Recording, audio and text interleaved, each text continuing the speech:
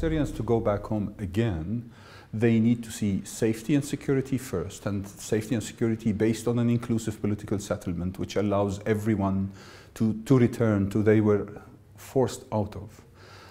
That's a very important condition, so people can go back to the place they were evicted from.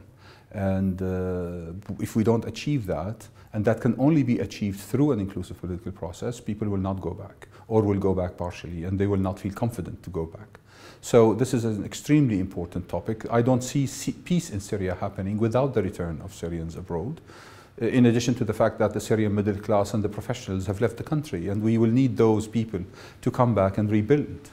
But I think that's the incredible thing about the people of Syria, their resilience, the fact that the Syrian people actually have been taking care of the Syrian people. Yes, the UN have been helping, supported by donors, but had it not been for the so generous, so welcoming, so resilient approach of the people of Syria to take care of almost 7 million internally displaced people, Syrians would be facing famine and starvation today. That didn't happen.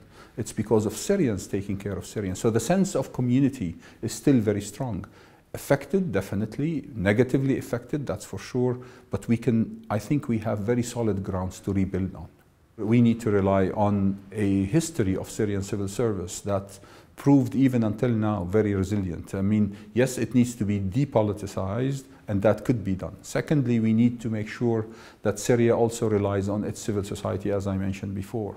Thirdly, we need to also depend on the Syrian private sector. Syria is probably different from other Arab countries in the sense its private sector is very important, socially and economically. And thirdly, and most importantly, be ready. Be ready with a clear vision. Donors are not going to come to Syria and set its visions for Syria. Otherwise, if you don't have your own agenda, others will have their agendas for Syria. So make sure you have a vision, make sure you have a plan, make sure you have a very clear prioritization.